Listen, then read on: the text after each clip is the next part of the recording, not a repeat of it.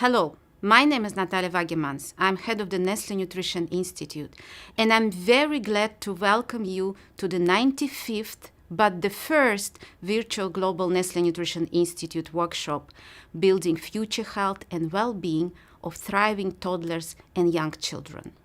The Nestle Nutrition Institute is a non-for-profit association in Switzerland with the goal to advance science of nutrition. We drive progress by bringing the breakthrough research conducted by Nestle and the world-renowned experts supporting the global scientific community and empowering healthcare professionals in their practice. Through science, we bring nutrition to life. Our vision is to bring nutrition science to life through the people who live it. And this is very important to fulfill our mission, because what we want to advance the science of nutrition, build the understanding today to shape the innovation of tomorrow. Nestle Nutrition Institute is the trusted education partner to healthcare community. Our scientific workshops are the cornerstone of our commitment to the healthcare and nutrition communities around the globe. Since 1981, we have been committed to supporting the academic community, working together to stimulate discussions and build knowledge. During these years, we have brought to scientific discussion various topics in area of nutrition, from the importance of nutrition to the first 1,000 days to the role of nutrition in frailty elderly population, from sport nutrition to a microbiome and mucosal immunity. The iconic blue books have become the flagship of the workshops and highly appreciated by the academic healthcare and research community around the world. The 95th Nestle Nutrition Institute workshop is dedicated to the theme of building future health and well-being of thriving toddlers and young children. Why suddenly are we talking about toddlers? Is there a specific concern related to this age group? Toddlers refers to a time of great development between infancy and preschool, which encompasses key milestones important to child and parents. Toddlerhood is the period which represents striking changes on rapid cognitive, social, emotional, and physical development. Development during the toddler years is highly sensitive to environmental factors. Thus, this time presents a critical period to ensure toddlers are provided with the right building blocks for their motor, social, and cognitive development. Nutrition is one of the critical environmental factors. Nutrition deficiencies in this period can have an immediate and also long-term impact on development, with consequences that extend over the entire life course and may also affect the next generation.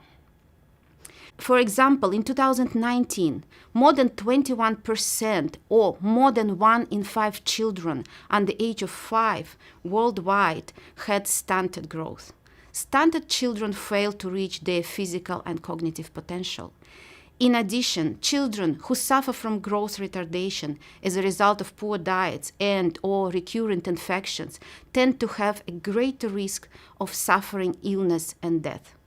Micronutrient deficiencies, which very often occurs in early life, reflect poor quality of diet or food insecurity. It could be less obvious, as it is not necessarily impact growth. However, it may influence immunity and cognitive development. The other point on feeding behavior could be a possible link between nutrition and development. Responsive feeding is an important mechanism which helps the child to learn how to regulate hunger and satiety, given that at many places around the world children are growing in the environment which is favorable to overweight and obesity. The 95th Nestle Nutrition Institute workshop program will give you a comprehensive overview on the challenges and opportunities which toddler and young children may have in life. The first session of the workshop, chaired by Professor Atul Singhal, will bring light on the challenges in nutrition in toddlers and young children. Professor Atul Singhal is Great Ormond Street Hospital Children Charity Professor of Pediatrics, Nutrition University of College of London, Institute of Child Health, and Honorary Consultant Pediatrician at the Great Ormond Street Hospital. He graduated in medicine from the Royal Free Hospital, London in 1986 and has been a consultant in pediatrics since 1998. Previously, he was the director and deputy director of the Childhood Nutrition Research Center, UCL Institute of Child Health. He has broad interest in pediatric nutrition, but his current research focuses on the influence of early nutrition for long-term health, the effects of nutritional interventions to reduce long-term cardiovascular risk, and nutritional interventions for obesity. Session 2, led by Professor Maureen Black, will be focusing on milestones in advancing from infancy to toddlerhood through food. Maureen Black is professor in the University of Maryland School of Medicine, Distinguished Fellow RTI International. She is John Skoll and Mary Louise Skoll Endowed Professor, Principal Investigator, NIH Awards. Maureen Black had a lot of randomized clinical trials on nutrition and physical activity interventions, co-investigator on 3 other NIH-funded projects. Her current interest, prevention of health disparities among young children in low-income communities. Intervention research integrating early childhood development and nutrition. And the session 3 on health behavior and the developing brain, chaired by Professor Charles Hillman. Charles Hillman is a professor in the Department of Kinesiology and Community Health in the University of Illinois for 16 years. Different appointments which he holds in Department of Physiology, the Division of Neuroscience, the Beckman Institute for Advanced Science and Technology, and Department of Physiology and Physical Therapy and Movement Rehabilitation Science. Associated Director in the Center for Cognitive and Brain Health in Boston University. Charles Hillman published more than 225 referred journal articles, 13 books, chapters, and co-edited a text entitled Functional Neuroimaging in Exercise and Sports Science. Charles served in 2018 Health and Human Services Physical Activity Guidelines, and he's very active in NIH-funded research. And with this, I'm giving the floor to Professor Atul Singhal to start the first session. Please welcome Atul. Welcome to the first session of the symposium. As kindly introduced, my name is Atul Singhal, and it's my great pleasure to be the chair of this first session called Challenges in Nutrition in Toddlers and Young Children. We have 5 excellent short webinars covering broad aspects of nutrition from in the toddler years, from undernutrition to overnutrition, from richer countries to poorer countries, from behavioral science and large-scale studies assessing diet in young children. I hope these lectures that emphasize on nutrition in toddlers is such a critical issue and a foundation for health throughout life, and help to convince you and in your own practice that we should be paying close attention to the nutrition of toddlers. And before I give you my presentation, I'd like to remind you that all today's webinar presentations have been pre-recorded. However, all speakers will be available for a live question and answer session, which will start immediately after the last presentation and will last for half an hour. We welcome your comments and questions. Please look at the question and answer widget on this page. If you think of a question for the speakers at any point, just type it in and I'll hold it for discussion at the end of the event. If it happens that not all questions have been answered during the question and answer session, the speakers will record the answers and you'll be able to listen to them. A link will be shared with you after the event. We invite you to revisit the content yourself and share it with your colleagues. Thank you very much. It's my great pleasure to introduce Professor Maureen Black. She's a professor at the University of Maryland School of Medicine, a distinguished fellow at the RTI International. She is an endowed professor from the John A. Skoll and Mary Louise Skoll Fellowship. She is a principal investigator in a large National Institute of Health grant, Creating Healthy Habits Among Maryland Preschools, a randomized trial of nutrition and physical activity intervention. She's also co-investigator in 3 other NIH-funded projects.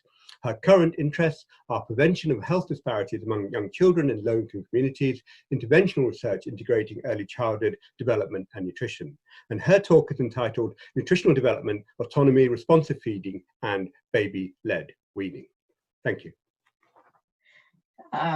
Greetings. Thank you very much for listening to my talk. The title is Toddler Development and Autonomy. When we think about early child development, it ranges, we're going to be focusing on from conception through age 8. That's the first 1,000 days up to age 2, the second 1,000 days 2 to 5, and the third up to age 8. Children grow during this time, and children also develop. You can see them going from lying prone to running and jumping. During the toddler period, from ages 12 months to 36 months, there's a tremendous amount of development. Children go from walking to running. They go from barely learning to say words to saying sentences.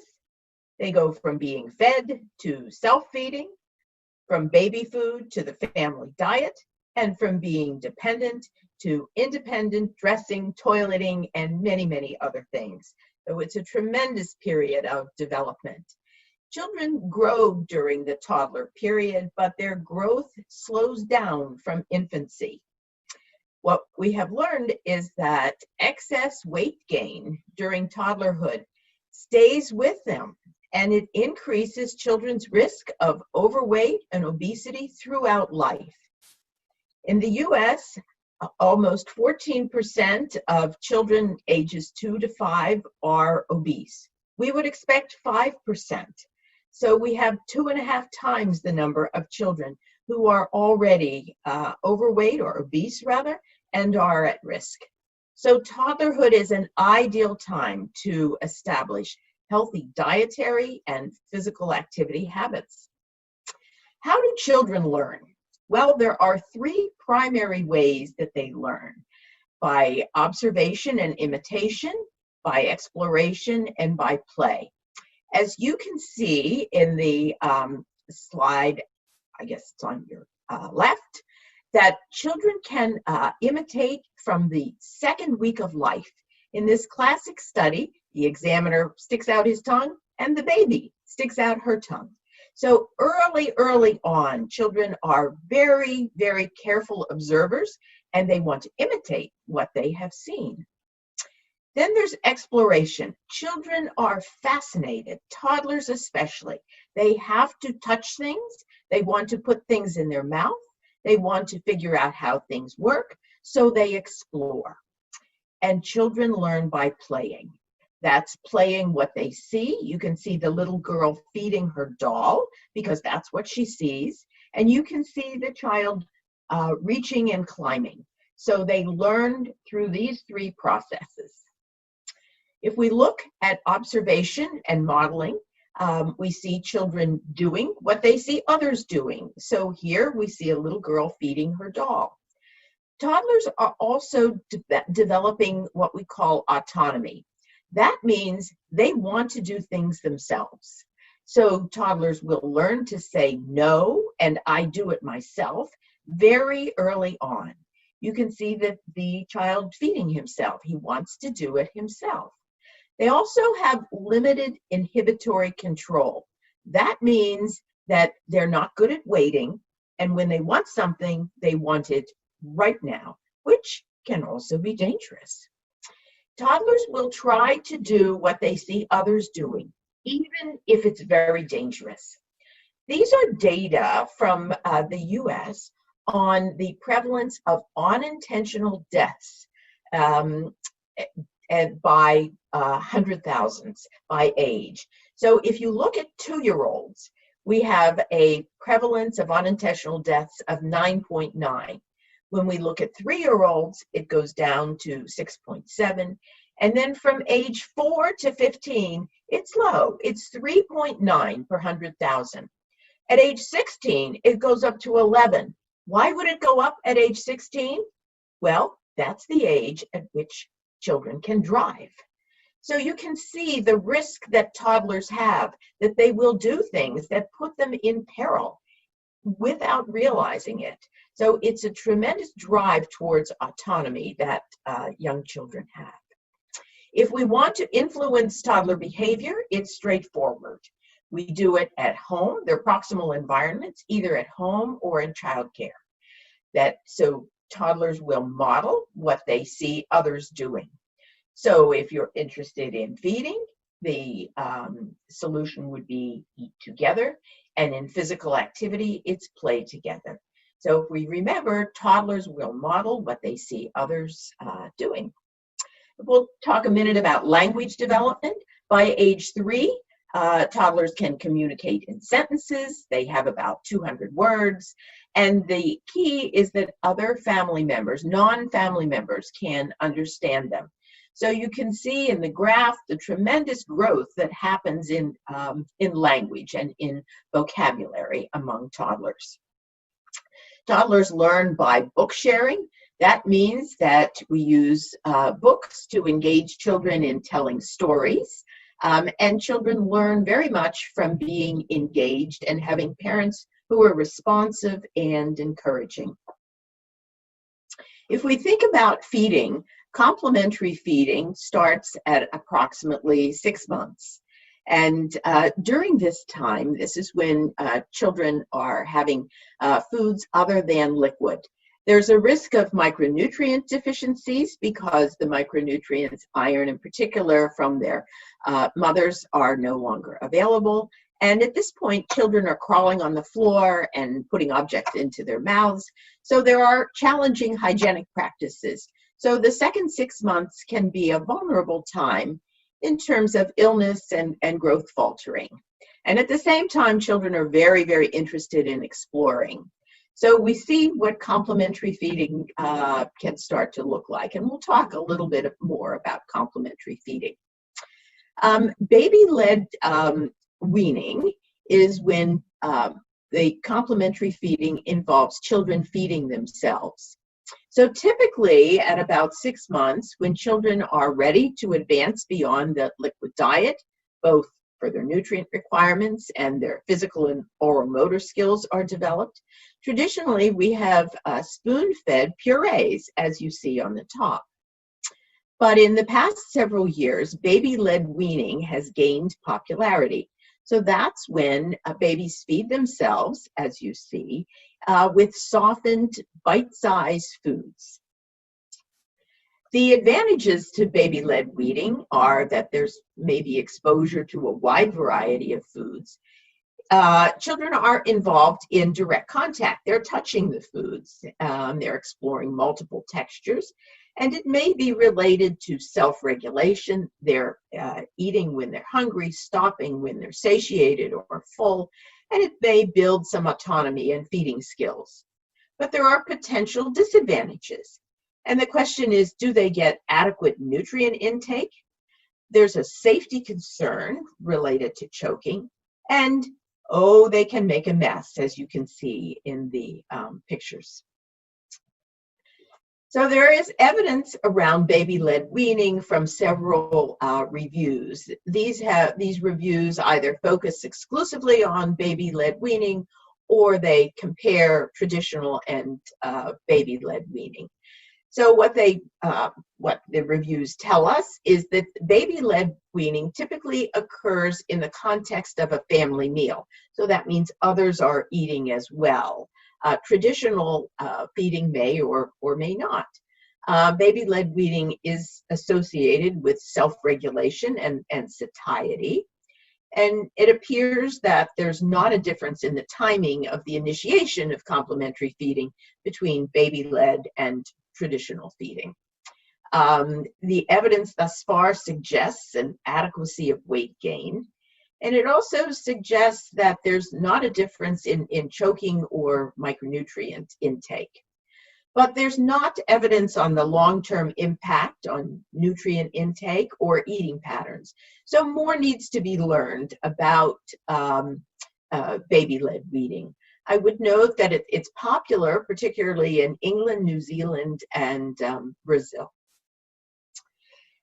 Food neophobia is an issue that appears during toddlerhood, and you will hear more about food neophobia during the workshop. It's defined as a refusal or a fear to eat unfamiliar food. It's a very normal developmental phase in toddlerhood, and it may protect toddlers against food that could be harmful or could be bitter. Neophobia differs from pickiness. Pickiness is defined as specific food preferences and dislikes, regardless of familiarity. You can see the pictures on the right illustrate children that could be neophobic and could be picky. In either case, they're refusing or they're protesting the food that's offered. So both of these conditions, neophobia and pickiness, are associated with negative affect and can lead to conflict or feeding problems. I would say that neophobia is typically transitional, and children, it's a phase, but the negative affect can contribute to conflict within families.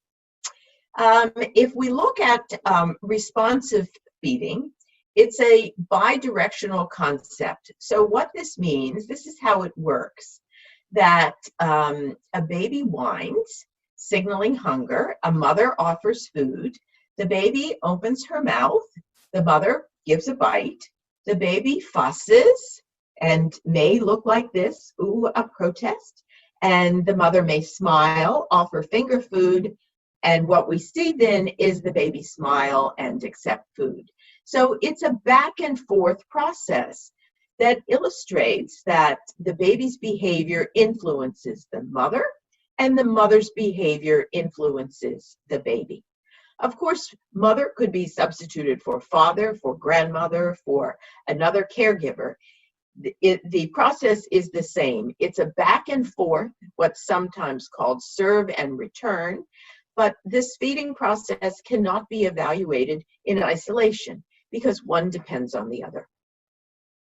This is a schema of responsive feeding, and what you see on the top are the structure of the feeding arrangement. So that includes healthy food, and it includes a pleasant setting and some consistencies in terms of the behavior that's expected. And what you see then, it represents that the child signals hunger or satiety, and then the caregiver has a perception of the child, and the caregiver's behavior depends on the perception of the child's size, the child's signals, the child's health, the child's behavior, but you have this back and forth between caregiver and child. Just to look at the structure a little more, the structure, this is set up by the caregiver.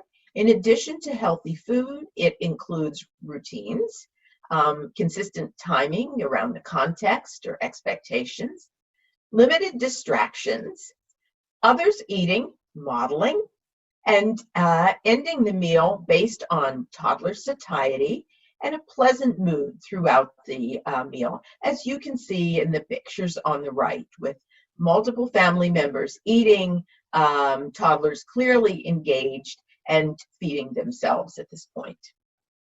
So these are some of the references that I've used during the talk. These are all available in the volume that is being published, and I thank you very much. It's my great pleasure to introduce Dr. Alison Eldridge. She's an expert scientist at dietary intake at the Nestle Research Center in Lausanne, Switzerland. She received a PhD in nutritional sciences from the University of Arizona and is a registered dietitian. She's a principal investigator for the Feeding Infants and Toddler Study, a global research project on dietary intakes, lifestyle, and eating behaviors of infants and young children, and has more than 20 years experience leading dietary intake research in the food industry.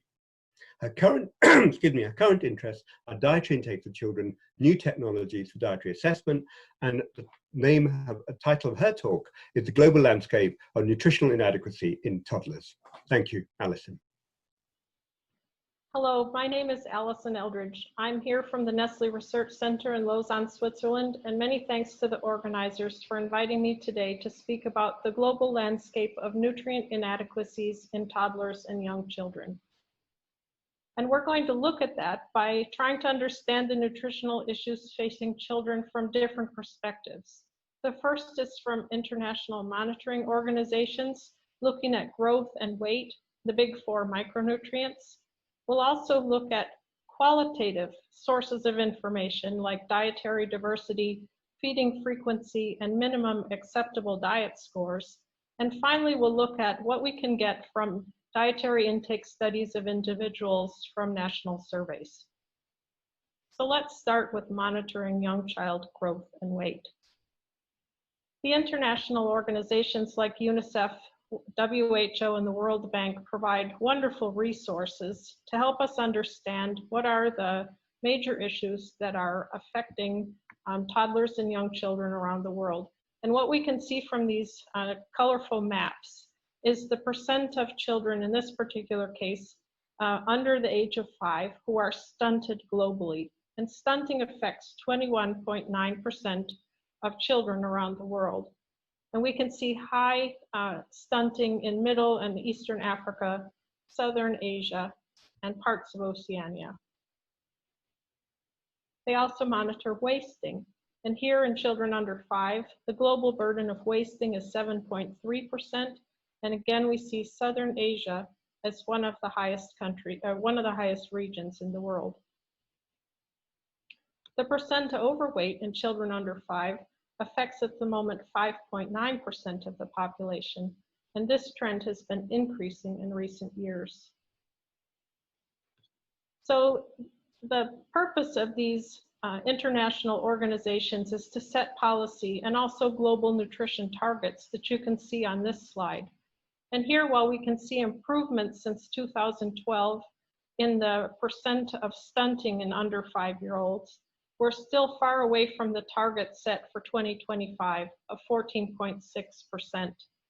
And similarly, in that span of time, we've seen increases in overweight, and we can expect that that has been also continuing to go up, whereas the targets will continue to go down in 2025 and 2030.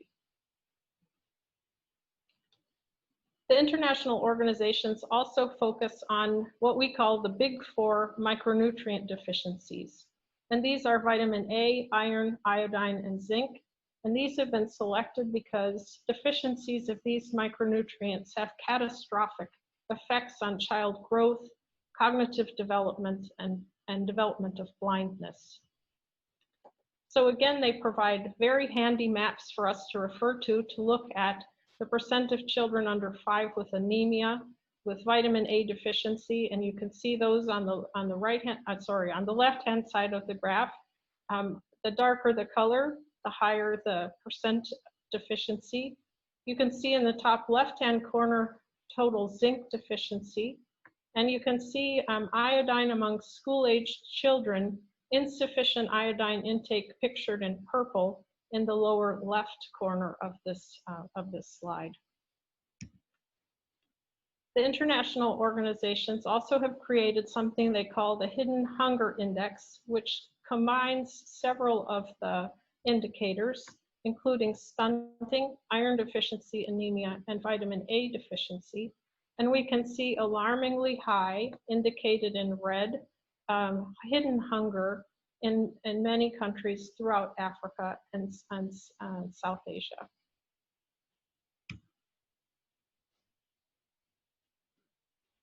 On this slide, we can move now from that international monitoring of growth issues and look at qualitative assessments of dietary diversity, feeding frequency, and minimum acceptable diet scores. Dietary diversity is used as a proxy measure for nutrient adequacy, but it's very easy to score.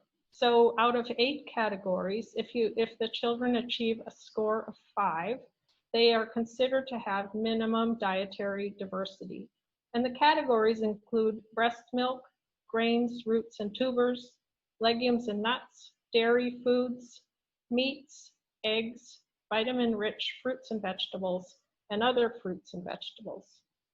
The dietary diversity score, and in this case, applies to children who are 6 months to 23 months old, as does the meal frequency score, which is another way to assess adequacy in this vulnerable population. The minimum meal frequencies vary by age and are based on consumption of breast milk or infant formula or other type of dairy products, plus 2 or more solid or semi-solid feeds per day for 6 to 8 month olds, and 3 or more solid or semi-solid feeds per day for 9 to 23 month olds. Those 2 scores, diet diversity and minimum meal frequency, can be used together to calculate a minimum acceptable diet score for 12 to 23 month olds. And I've graphed this one so that we can see the minimum acceptable diet score in different countries around the world. And we see very low scores across much of Africa, and about half of the children receiving the minimum acceptable diet in Central and South America. So let's look to see what we can find from dietary intake studies of individuals. These surveys are generally done by national governments or by private organizations who funded national surveys, or by universities. And I've selected a number of them to show some differences in regions around the world. So let's take a look at Brazil, China, Indonesia, the Philippines, US, Mexico, Germany, and Russia. All of these come from publications of data that were available from these different sources. In terms of macronutrients, we can see some differences by country, but most notably in this group of countries, we see the Philippines. 64% of the calories that are coming from the diet of children 24 to 35 months old in the Philippines comes from carbohydrates. And only 23.4% comes from fat. And generally, the macronutrients, so fat intake, should be at least 30% in the diet. So we see the Philippines has quite a different dietary pattern compared to other countries on this list. If we look at fiber intakes, an adequate intake level has been set for young children at 19 grams per day. But if we look at the average intakes that are coming from these different countries, we see 2, China and the Philippines, with especially low fiber intakes, much below 19 grams per day. This slide shows vitamin intakes from these different countries and the percent below the estimated average requirement, which would be the amount that's consumed in that population and the percent of children who are at risk for insufficient intakes. And I've highlighted in red circles here the countries and the nutrients where we have the highest risk for inadequate intakes. And so we see vitamin A is a high risk in Indonesia, Philippines, and Russia. We see vitamin C intakes a high percentage below the estimated average requirement in Indonesia and Russia. And we see not all countries report vitamin D, but for the countries that do report vitamin D, a very high percentage of children are inadequate in vitamin D intakes. And lastly, vitamin E, we see appears to be a problem primarily in the Philippines compared to the other countries that are in this list. If we look at mineral intakes, we can also highlight minerals that are low in certain countries. And so for countries like China, Indonesia, and the Philippines that are generally not big dairy consuming countries, we see higher inadequacy in calcium. We also see higher inadequacy of iron for Indonesia and the Philippines. And there are also countries who are consuming lower amounts of protein. And we see a relatively high inadequate intake of zinc in the Philippines. It's also important to note from this, while we see a high inadequate intake in Russia for calcium, this is compared to their local RDA, which is a higher value than the estimated average requirement. And so if we compare exact intakes with other countries, we might not see this high inadequate level of calcium. So interpretation is very important as you're reading these studies. The bottom line is that the information that we get from the WHO and so on are very regional or country specific, but this data is very specific about a larger number of nutrients than we can see with some of the international monitoring. So let's summarize. The international monitoring from the WHO, UNICEF, and the World Bank is used to set public health policy and to monitor and analyze country, regional, and global progress against nutrition targets. Many countries are making progress, but child growth issues like stunting still affect approximately 1/3 of children under 5 in Southern Asia, Central and Eastern Africa, and parts of Oceania. And as we all are aware, overweight is rising in all regions of the world, and this is something that we need to work together to slow. The demographic health surveys and surveys like them that are done by USAID and UNICEF are used to assess infant and young child feeding practices. They're simple qualitative diet quality indicators, and they show us that 15% of children 12 to 23 months old in Central and African countries, and less than 30% in South Asian countries meet a minimum acceptable diet score. But if we want detailed information about energy and nutrients, we have to use dietary intake survey data. And these identify groups at risk for inadequate or excess intakes of a wide range of nutrients.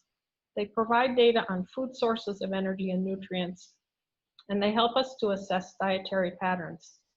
And what we've seen from the data that I've presented today, there are wide ranges in nutrient intakes for 2- and 3-year-olds from these different countries.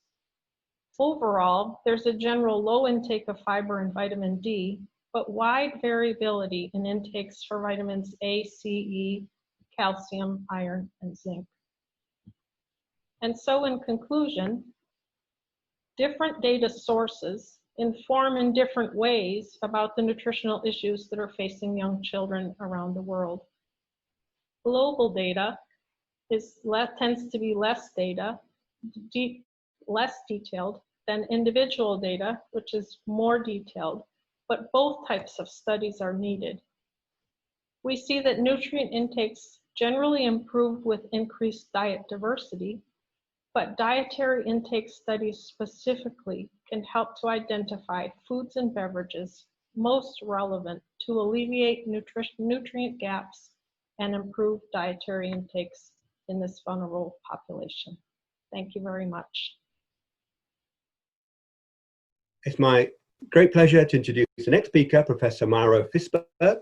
He is an associate professor, Department of Pediatrics at the Escola Paulista de Medicina, the Federal University of São Paulo. He's a coordinator in Nutrition and Feeding Difficulties Center. A major achievements is alumni of the World Health Hunger Program, the University Nations University, alumni Kellogg's Foundation, partners of the Americas Fellowship, chair of the ELAND Latin American Study of Nutrition and Health. His current interests are feeding difficulties, children and adolescent behavior, and obesity.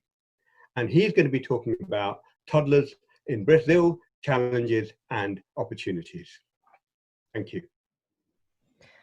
Thank you, Mr. Shermans, for the presentation. I would like to thank Professors Maureen Black, Atul Singhal, and Professor Charles Human and NNI for the invitation to participate in this so important workshop. In these difficult times, I really do expect to receive you all presently as soon as possible in Brazil. First of all, I would like to present my disclosure of interests. I have many supports and I'm a member of boards of many industries, but I do not permit any kind of interferences in the contents of my presentations. Well, as you know, in many regions of the world, developing countries are facing different stages of nutrition transition. Malnutrition affects individuals, households, and populations. And we need to face all the problems regarding the consequences of a scarcity and also the diseases of plenty. Individually, we have different cycles of life that would be different from prenatal period to the different cycles of life. In the households, we have many different individuals that are affected by different types of malnutrition. As for populations, we have to cope with the problems of the malnutrition, undernutrition, overweight, and obesity in different regions. Some years ago, the World Bank has shown a trend of obesity in many regions of the world. Latin America and Caribbean, as you see in red, had the worst scenario. Nonetheless, 10 years before the worst scenarios, we reached high numbers of excess weight and other forms of malnutrition very, very early. In a research that was done by our group in a representative household survey of Brazilian children from 2 to 6 years old, we've seen that in this Nutri Brazil Infancy study, we could describe a very important trend for precocious excess weight and also hidden hunger with nutritional risk of intake of iron, vitamins, minerals, and especially zinc and calcium. When you see this graphic of anthropometrics, we see that we had almost 5% of our children with morbid obesity, and excess weight reached more than 27% of all children. 11% of them were obese, and these were children below school years. When we discussed the trends in the last surveys from Brazil from 74 to 2009, we could see a very important increase of overweight and obesity in boys and girls. And especially you can see that in girls, 10 years ago, almost 32% of our children were obese. And the average number of children with excess weight reached almost 40%. That is very, very, very worrying. That's why we had to understand the nutrition transition in our countries. We have to evaluate the modification and the phenomena that we had behind the nutritional transition in our country, getting a depth portrait of food patterns and eating habits, as well as lifestyle modifications that we had in the last few years. As you know, Brazil is a big country with many differences and very important socio-economic differences. The social differences would lead to very important differences on income that could be important to guarantee food access, health access, the importance of having different diseases in different regions, and especially all of them were related to modifications in the environment. Recent modifications in our societies led to modifications also in the women's role. As you know, in different countries, they have multiple tasks. They had advances and setbacks in many societies, but we could see that we had a very important modification of physical spaces for meals and food preparation, and changes in family and personal relationships with reduced and frequency of sharing meals. We had lost our cultural identity in the act of preparation and the recipes because of the globalization of the habits and new customs. What are the current challenges that we could face in Brazil, especially for toddlers feedings?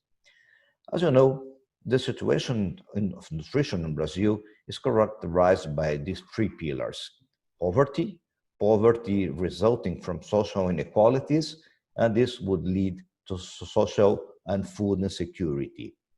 Socially vulnerable families have higher rates of violence and discrimination, They have an environment that is always not suitable for physical activities.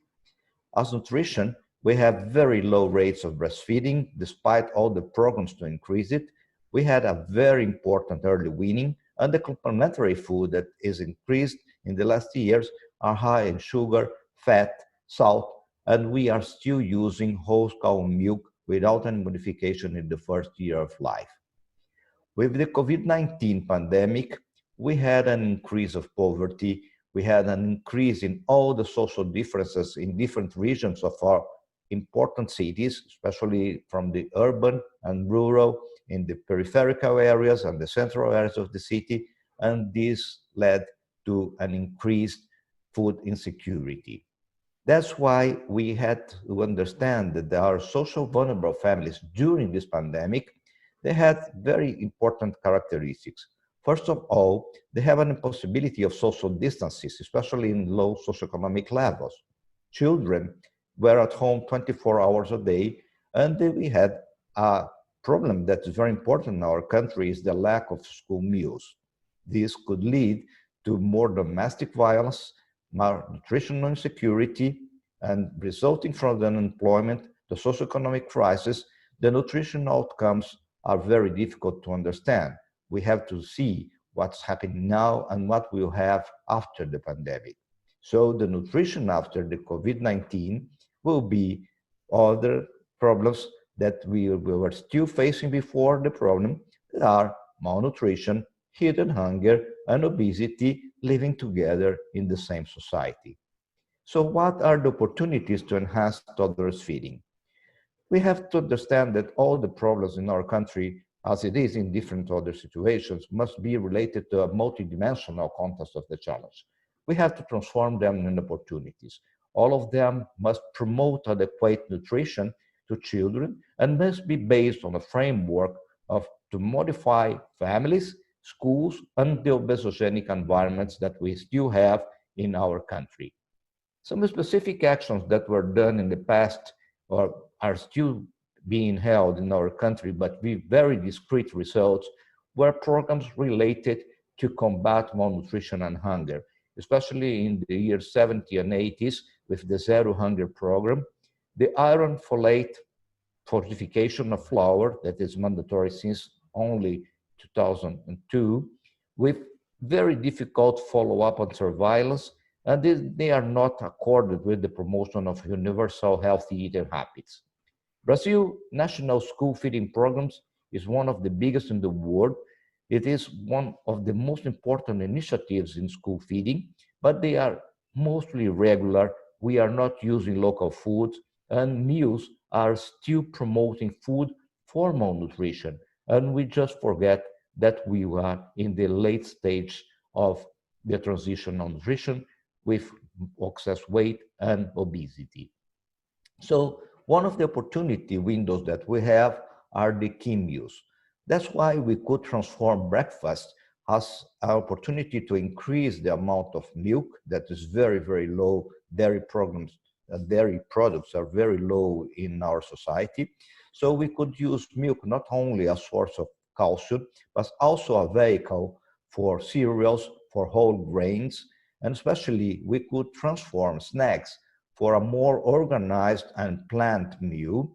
We could have sometimes an organization of these meals, and we could transform homes in a more healthy environment. As for the main meals, it is an opportunity for socialization, for limits, and especially to get together family again. We had learned some lessons from the virus, maybe not, but we know that we still can eat with our families. We have advantages of families together, but it depends very much on the socioeconomic level and the socioeconomic crisis. It's very difficult to have some of the possibilities that we have in high classes in the slums or in the outskirts of our cities. Lower classes, as you know, will always have all higher consequences of anything. Thus, we learned that our children cannot be left alone. They must be evaluated at a routine care service, even in the presence of crisis. That's why we still have the increase of obesity the increase of hidden hunger, of his screen time that we were combating all the time. Now it is an ally for us, and we still have sedentarism. We do not know what will last, but we have to understand that our future will start with many possibilities of changing. First of all, we don't know if our nutrition will be more flexitarian, more plant-based, healthier. We have to cope with the idea that not whole home food is healthy, not all packed foods are bad. We have to try to modify the content of sodium, sugar, and fats. We have to increase all the nutrients that are lacking, like fiber, vitamins, and minerals, but we still have to have affordability, pleasure, and responsibility. But we have also to understand why all the programs are not working in our country. We have a lack of continuity and maintenance of resources. We have political changes, all new elections, and we have new old problems. We are still working to solve the problems of infectious disease like dengue, malaria, measles, and all the things, and we have to cope with the new ones. But we have to understand that also what works in small scales, that we are very good on it, does not always work in a country of a continental size like Brazil. So the lack of community commitment when we do not see immediate results are very important for the continuity of our programs. So we have some take-home messages for all of you. We could discuss that all the sectors of our society must have some ideas to promote healthy feeding habits in our children. First of all, in schools, we have to transform our schools in a nutritional educational center and not have only nutrition as a day of fruits, a day of vegetables, a day of the Indians, a day of anything like that. We have curricula that must be part of the daily program of our schools. We have to promote regular physical activity. We have to have availability of a healthy and adequate meal and snacks, even in public or even in private schools. As for families, families must be very active and participate in children's feeding, cooking with children and kids, and reserve a time for family mealtime. We have to provide healthy food and examples for all the society. As for food industry, they must develop strategies to improve quality of food composition. They have to try to use better products, fortification of foods, supplementation, and especially we have to be very clear on open communication and clear and right communication to the society and all the sectors. And finally, for government, we have to be very transparency. We have to have policies to control and regulate directed marketing to food to children. We have to have safe spaces. We have laws that are not controlled, but we have to promote physical activities, and we have always to reduce inequality in the access of nutritional food. So as the final conclusion of our take-home message, we have to have an integrated system involving families, the schools, governments, and food industry. We have to have a commitment of all sectors that are involved in children feeding. We have to effective outputs to reduce children's overweight and obesity, but also to tackle malnutrition. We have to promote healthy eating habits that will impact life course. And also, we have to be prepared previously for health and educational crisis. We have to be prepared to discuss all diseases that we have together with the new ones, and also to be prepared to have both at the same time with all the problems of resources that we still have. So thank you very much. Gracias y muito obrigado. For the final speaker of this session, it's my great pleasure to introduce Dr. Andrew Prentice, who's the director of the International Nutrition Group at the London School of Hygiene, Tropical Medicine, and MRC Kaniba in the Gambia. He leads a large research team focused on discovery science directed towards developing next generation nutritional interventions in the world's poorest countries, especially those in sub-Saharan Africa. There's over 300 peer-reviewed publications with an H-index of 85. He's been on numerous national and international advisory boards, and his research has been recognized by a number of national and international science awards. His current interests relate to iron, infection, anemia, and the role of mothers' preconceptional nutrition in modifying the epigenome of her offspring. He'll be talking about growth faltering, underweight, and stunting. Thank you, Andrew. So, greetings from the Gambia. My title today is Growth Faltering, Underweight, and Stunting, and we're going to be considering this, of course, in the time frame of this overall symposium related to toddlers and preschoolers. First, I must show you my disclosures. I will receive an honorarium for this, and I also have the honor of sitting on the board of the Nestlé Nutrition Institute. So, you all know that stunting and underweight are key measures of whether a child has had a long-term and medium or short-term, indeed, deficit in their nutrition. Stunting relates to the longer-term deficits, underweight to the shorter-term. And these are very good measures at a population basis. But we don't actually mind whether a child is small or indeed a bit skinny. What we care about is if that has a consequence. The first consequence in a low-income setting that I work in would be that it does predict their likelihood of survival. So that, of course, is very, very important. But as we try and get on top of survival and improve that in such countries, then the other consequences really come to the fore. And foremost amongst that would be whether or not it is related to brain development. So the period we're looking at, toddlers and preschoolers, is really part of a continuum. And I want to start off by stressing that, because there's only so much we can do within the toddler and preschool group, because we have already had initial insults, perhaps before that, and there may be other opportunities later. So what we talk about is windows of opportunity to correct poor growth. I start by reminding you that actually the prior generations have a very important effect on the size of the current generation.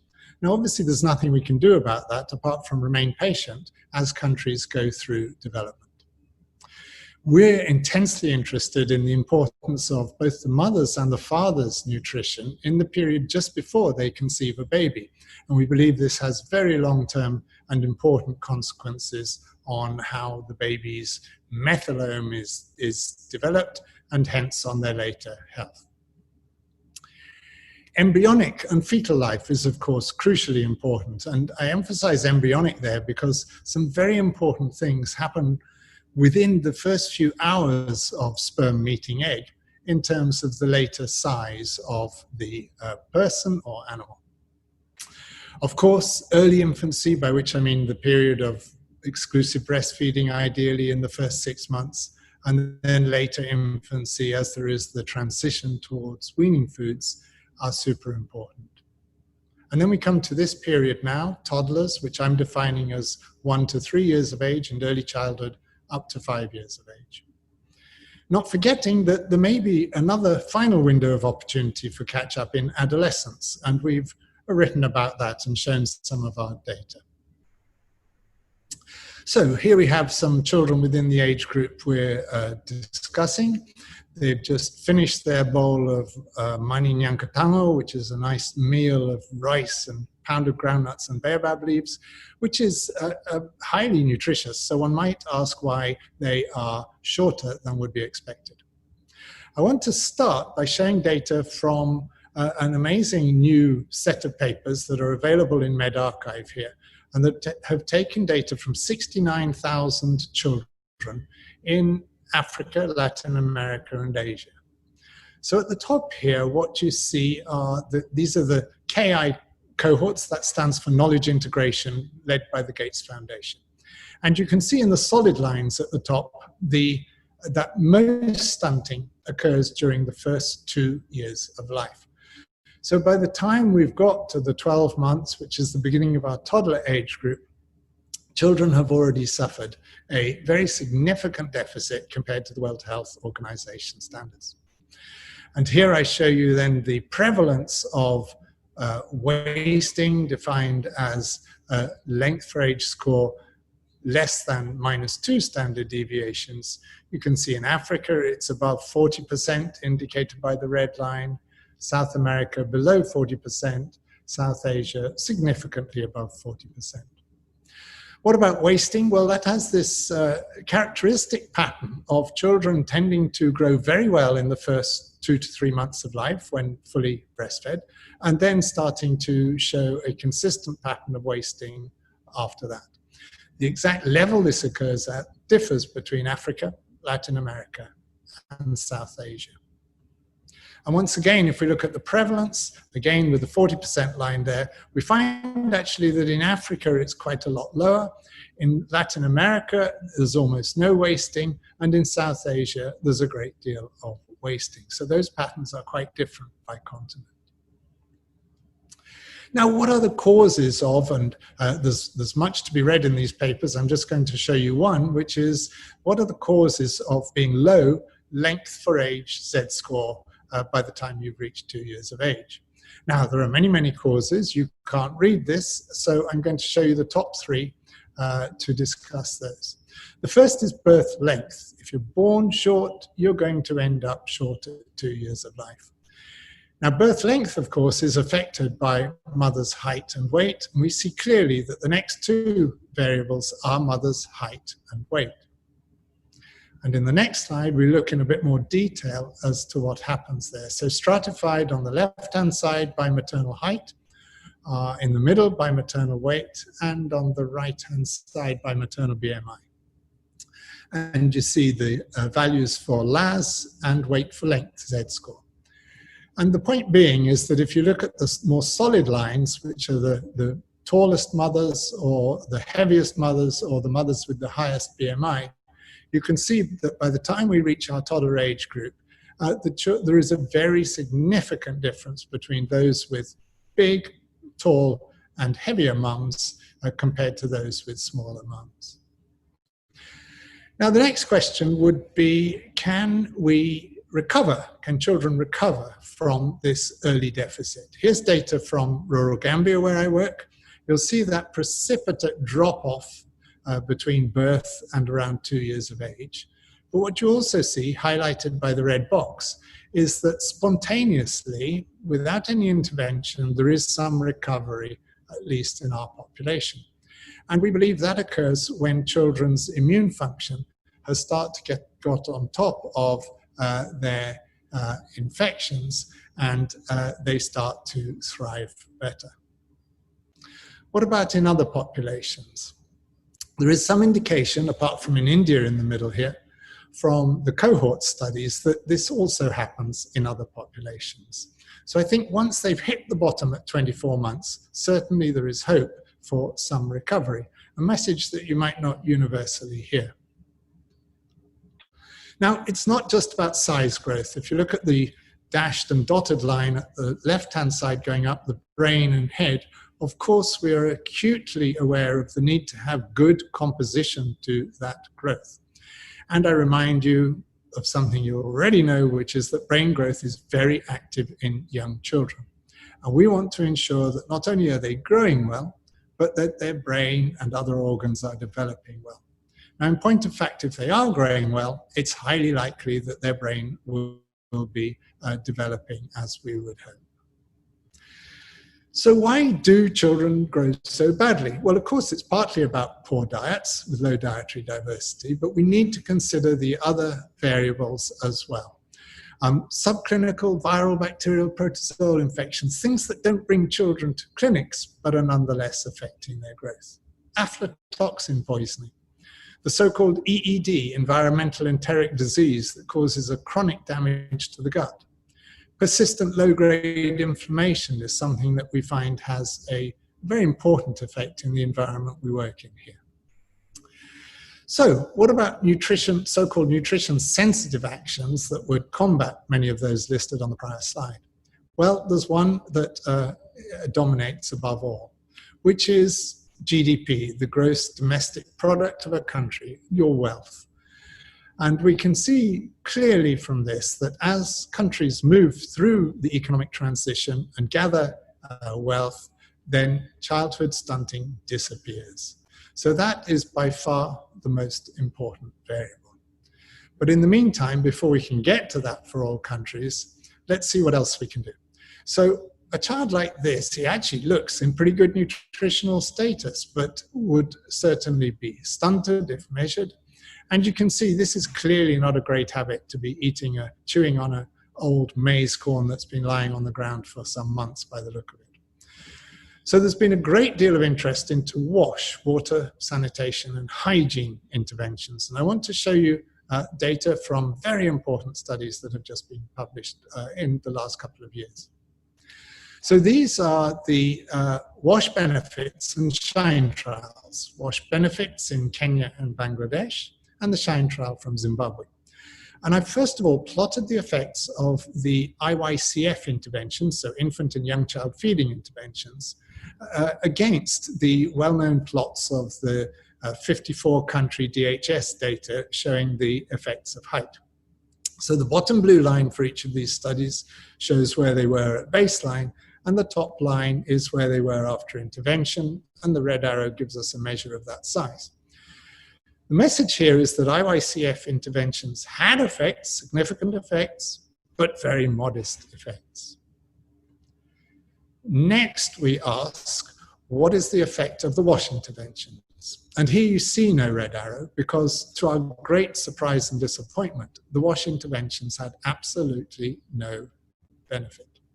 And of course, there's a great deal of thinking going on in the community as to why this was the case. You might say, well, this is a counsel for despair. We're never going to get these populations to really improve their height. I would argue against that and say what it is instead is a counsel of patience. We shouldn't be expecting to take children who are the recipients of many generations of deficits to go from where they are now right up to the ideal WHO centiles. What I think instead is that we need to be patient and we need to move up generation by generation. And that when viewed in that way, then actually there's a great deal of hope that we can adjust these growth charts. So let me end by asking the question, do toddlers and preschoolers require special diets? Younger children certainly do. So this graphic here shows in green the beginning of our toddler group. Against that are the nutrient requirements of the younger age groups, so 7 to 9 months in red, 10 to 12 months in blue. And you can see in the younger children, they do have some very intense increases in the composition of the diet that is required for optimal growth, so about nutrient density. However, by the time they get to 1 year or so, then it is my belief that actually they could thrive perfectly well on an adult diet.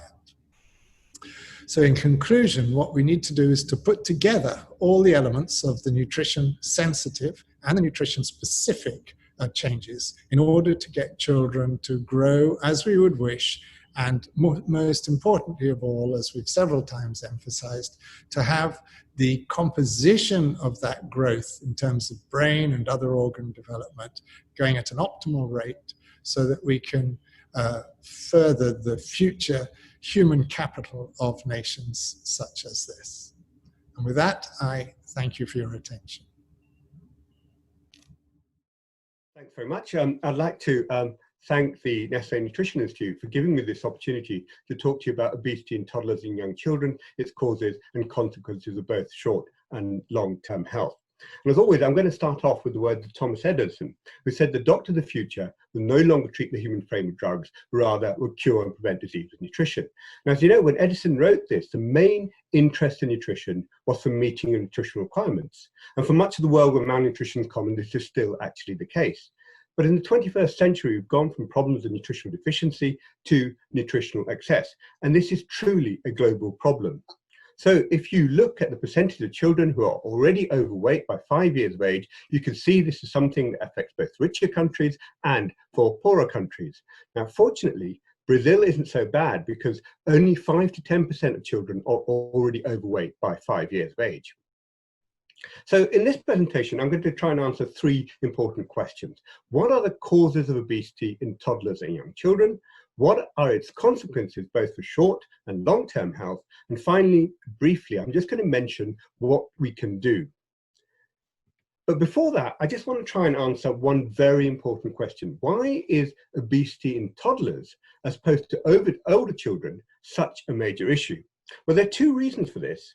Firstly, it's because of studies such as the Early Bird study published in 2009, which showed that actually obesity, 70 to 90% of obesity, is already established by the time a child starts school, and it simply tracks after that.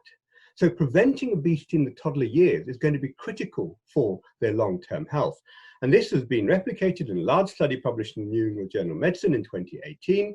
This showed that children with rapid weight gain between 2 and 6 years of age were 1.4 times more likely to become obese as adolescents. This is a study in 51,000 children. And the second reason is that what toddlers eat, in other words, their dietary patterns, is set very early in life and tracks for later eating patterns. And we know these dietary patterns are associated with later obesity. So optimizing nutrition in the toddler age group is going to be critical for prevention of obesity and its consequences throughout life. Okay, so what are the causes of obesity in toddlers and young children? Well, we know at the simplest level, obesity results from energy intake being greater than energy expenditure. This imbalance doesn't have to be very much. A few calories will add up to a huge amount of fat mass. And we know your genes and your environment, and more recently developmental factors, influence energy balance and hence your risk of developing obesity throughout life. Now, developmental factors include how you're fed in infancy, your pattern of growth, and nutrition in the toddler age group. And it's this concept of developmental factors interacting with the gene's environment which gives us a whole new opportunity for the prevention of obesity, the so-called developmental origins of adult disease hypothesis. And I'm going to focus in these 3 areas individually in turn. So starting off with genes. Now, there's no doubt that genetic factors make a major contribution to an individual's risk of developing obesity. We know from studies in identical twins that additive genetic factors account for about 40 to 70% of the variability between individuals. We also know from adoption studies that a BMI of a child is more strongly related to both biological parents than to adoptive parents. This means as a child, you're 10 times more likely to become obese if both parents are obese. More recently, we've begun to identify some of these genes. That genome-wide studies have identified over 100 loci associated with body mass index, the first being the FTO gene. The problem with genes is that on average, each gene increases body mass index by only 0.1 units, and obesity risk by about 10%. And of the 97 known genetic markers for obesity, together they explain only 2.7% of the phenotypical variation in population body mass index. So clearly, the environment is going to be critical. And as pointed out by the WHO and numerous public health bodies, obesity is the result of an inadequate behavioral response or biological response to an adverse environment. Now, it's important to remember this environment isn't just what the toddler eats. We know there are major biological, commercial, and social determinants of health, all of which affect the risk of obesity. And these risk factors all overlap. This is covered beautifully by Professor Sally Davis's report on how to solve childhood obesity. She's the Chief Medical Officer of the UK. Now, what's important about this is that obesity isn't just the result of a lack of willpower. And this is especially important in toddlers who are not responsible for their dietary intakes and also their behaviors, which are often led by the parents. So I'm going to focus particularly on the biological risk factors such as genes, which I've already mentioned, nutrition and developmental factors. Now, these risk factors also interact with the environment. So your genetic risk of becoming obese is far greater if you grow up in an adverse or an obesogenic environment compared to a supportive environment. So that's the big picture or the overall framework. The problem is, as healthcare professionals, we tend to have little control over the big picture. So we focus much more on individual risk factors for obesity. And here we need to understand the risk factors for energy balance, starting off with your diet. So what factors in the toddler diet may increase their risk of developing obesity? Now, as you can imagine, measuring diet in toddlers is difficult. Relatively few studies have done this. One study that has looked at this was the Alsbach study, published in the 1990s and the early 2000s. This was a follow-up of 14,000 healthy term infants in the Bristol region in the UK. Now, as you'd expect, this showed that toddlers' diets are very poor. 5% had no fruit and vegetable intake, and 25% had a minimal intake. There's a huge social pattern gradient. So children whose mothers had a low level of education ate more chocolate, more white bread, chips, diet drinks, and tea. On the other hand, they had less cheese, fish, breakfast cereal, fruit, and fibers. In other words, they had less nutrient-dense food.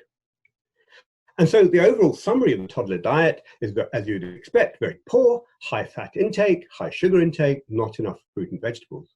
But what you might be surprised about is that actually there are relatively few associations between energy, fat, and carbohydrate intake and risk of obesity in this age group. And there are numerous systematic reviews that have shown this, including a Cochrane systematic review. And the reason for this is that the energy balance doesn't have to be very much. A few kilocalories extra will add up to a large amount of fat mass. And studies find it difficult to measure this imbalance in energy intake versus energy expenditure. Another approach is to look at what factors in the toddler diet have changed over the last 20 to 50 years and coincided with the increase in obesity.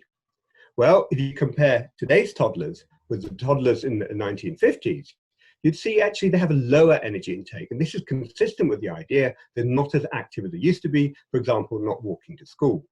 Where the energy comes from is also different. They have less bread, potatoes, vegetables, but they have a staggering 25 times increase in sweet intake and 34 times increase in soft drinks and juices. So they're filling up with fats and sugars rather than complex carbohydrates, as is recommended.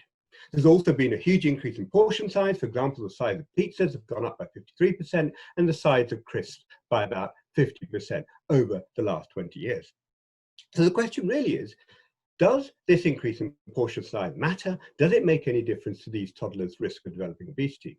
Well, we know from many systematic reviews and meta-analyses that larger portions and increased energy dense diets affect both the energy intake, increasing it by about 10 to 15%, and also increase body size. This is known as the portion size effect, and something that's seen in both children and in adults. What's interesting is that portion size appears to affect energy intake in 5-year-olds, but not in 3-year-olds. And this is consistent with the idea that 3-year-olds respond to the appetite, while 5-year-olds respond to their social cues. Now, this observation was first made over 20 years ago, but it's been confirmed in a recent systematic review by Small. Okay, so are there particular changes in foods in the toddler age groups which increase their risk of developing obesity? Now, I've already mentioned that there's been a huge increase in sugar intake in toddlers and young children, and several systematic reviews have now shown consistent associations between high fruit sugar intake and increased risk of developing obesity. Now, as a result, numerous public health bodies, such as the WHO, the Public Health England, Scientific Advisory Committee on Nutrition, and ESPGHAN, European Society of Pediatric Gastroenterology, Hepatology and Nutrition, have all said that the average intake of free sugars should not exceed 5% of total dietary energy intake. Now, this is sounds easy, but it's actually quite difficult to do. So if you look at a 3-year-old child, 5% of energy intake is about 13 grams of sugar, 3 teaspoons of sugar, or 170 mils of fruit juice. So something that's not going to be easy to do. Okay, what about the other side of the energy balance equation? Now, we know that physical activity is important for health. Does sedentary behavior, for example, too much screen time in front of the television or computer, insufficient physical activity, cause obesity in toddlers and young children? Physical activity is no doubt important for health, for cardiovascular health, for social, cognitive, physical development.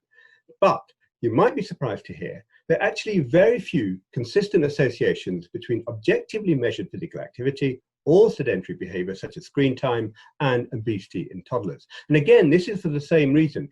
The energy imbalance doesn't have to be very much, and it's actually difficult for studies to measure the energy imbalance, which increases your risk of developing obesity. Now, there's much more consistent, and the Cochrane systematic review actually is consistent with this. This is for interventions for prevention of obesity in children, based on children 0 to 5 years. This Cochrane systematic review said that interventions that focus only on physical activity do not appear to be effective. There's much more consistent evidence for a lack of sleep and an increased risk of developing obesity, possibly by effects on appetite. Now, there are 7 cohort studies that showed that toddlers that don't get enough sleep are at a higher risk of developing obesity. The problem is these are all observational, and so it's difficult to cause a link between not enough sleep and an increased risk of developing obesity. Okay, so I've talked a little bit about genes, mentioned the environment, which is going to be absolutely critical, but what about developmental factors, such as how you're fed in infancy, your pattern of growth, and your nutrition in the toddler age group? Well, we know that nutrition has a role beyond that of meeting nutritional requirements and really matters for long-term health outcomes such as cognitive function, bone health, atopic disease, and risk of obesity.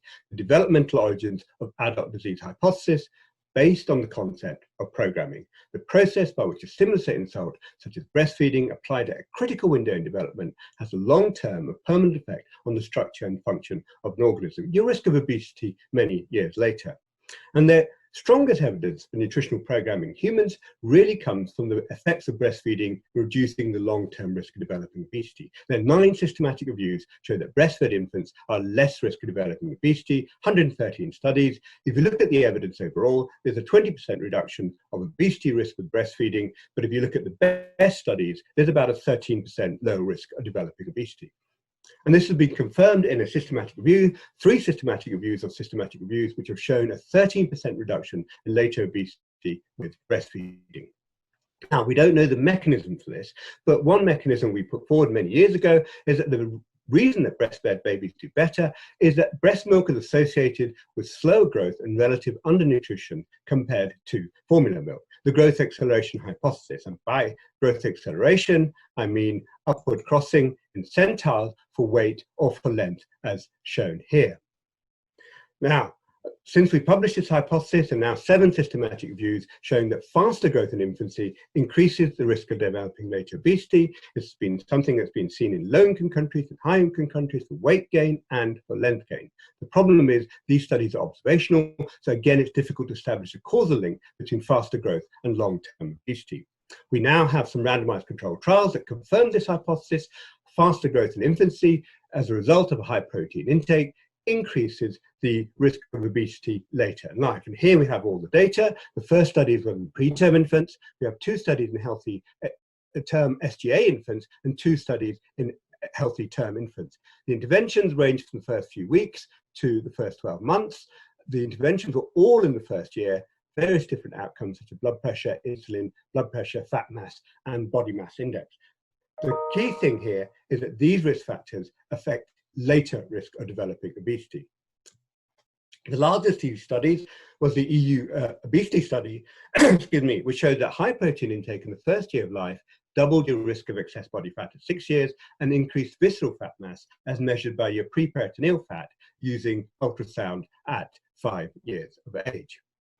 Now, this isn't something that's just confined to in the first year of life. We looked at older children between 6 months and 36 months of age and found that in 19 out of 24 studies, a high protein intake in infancy was associated with a greater risk of developing obesity, with an effect size of about 0.3 SD scores. There was no effect for carbohydrate or for fat mass. What are the practical implications of this sort of data?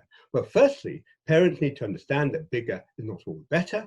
And secondly, we know that cow's milk, which is high protein intake, promotes rapid weight gain. We know it's not recommended in the first 12 months of life, but also should be restricted to less than 500 mils per day in older infants and toddlers. So, talked a little bit about the causes. What about the consequences of obesity in this age group? Now, we know that obesity has many short-term medical problems associated with it. And many orthopedic problems, problems with hips, joints, slip femoral epiphyses are more common in children who are obese, problems with sleep, liver disease, high cholesterol concentration, and respiratory disease. For example, asthma is worse in children who are obese. Huge number of psychological issues, poor self-esteem, depression, bullying, leading to poor quality of life, excuse me, and a poor academic achievement. But I think it's the long-term effects of obesity that turn out to be the most important. A systematic review of 23 studies have shown that children who are obese are 5 times more likely to become obese adults. But it's not just obesity. Each 1 unit increase in childhood body mass index increases the risk of coronary heart disease by 8%, the risk of type 2 diabetes by 20%, and cancer by 20%. So huge implications of childhood obesity into adult life. So what can we do? Well, here I'm just going to mention the 2 clear messages. Prevention to start early, especially in the toddler age group, and education of parents, healthcare professionals, and children is critical for the prevention of obesity. And this is something supported by the Cochrane Systematic Review for the Interventions for Prevention of Obesity in Children. They looked at 16 RCTs, over 6,000 children, largely educationally based interventions that showed that diet combined with physical activity can reduce the later risk of developing obesity. So in summary, I hope I've convinced you that the answer to this question, is nutrition and prevention of obesity in toddlers important, is clearly yes. What are its causes? These are complex, these are biological, economic, social determinants of health. When it comes to biological factors, your genes and the environment and developmental factors are all going to be important, but the environment is the most important.